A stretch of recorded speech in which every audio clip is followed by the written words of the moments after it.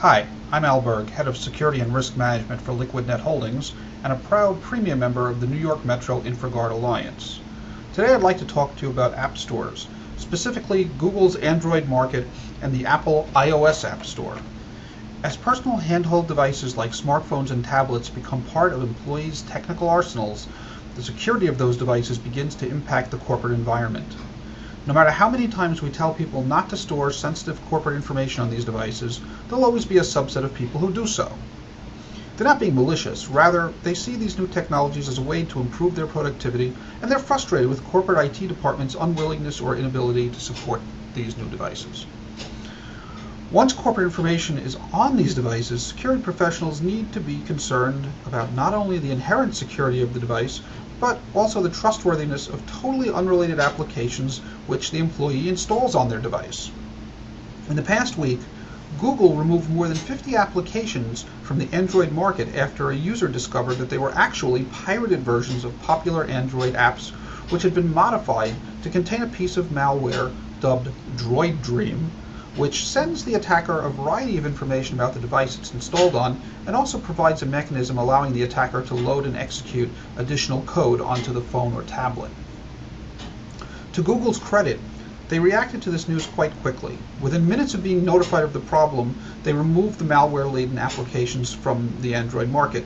They also sent commands to all Android devices to remove the applications from users' devices. However, over 50,000 people downloaded these rogue applications prior to the discovery of the malware, and it's unknown how many devices might have downloaded additional nefarious apps which were not removed by Google's actions.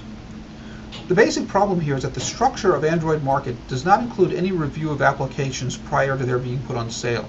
Say what you like about Apple's draconian control of its iOS platforms and App Store, but the App Store is much more likely to catch and prevent the distribution of malware than Android market is.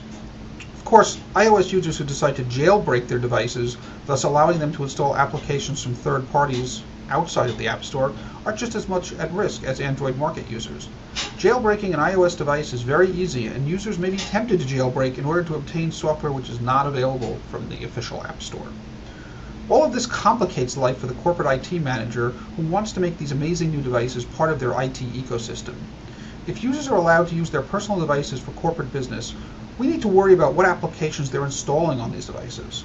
As they're not corporate owned or controlled, we can't really tell people what apps they should or should not install, or prohibit them from jailbreaking their device.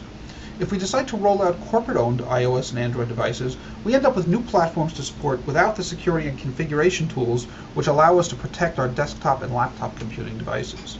So what do we do? For now, I think that educating our users about the risks they face while using their personal devices is job one. We need to make users understand that jailbreaking an iOS device significantly reduces the level of security on that device. We need to explain to users that Android applications are not pre-reviewed in any meaningful way by Google. As far as enterprise use of these new devices, I think that Google and Apple need to get working on some enterprise management software that allows corporations to securely configure and manage these devices. Ideally, it should be possible to create a separate encrypted corporate partition where work information is stored.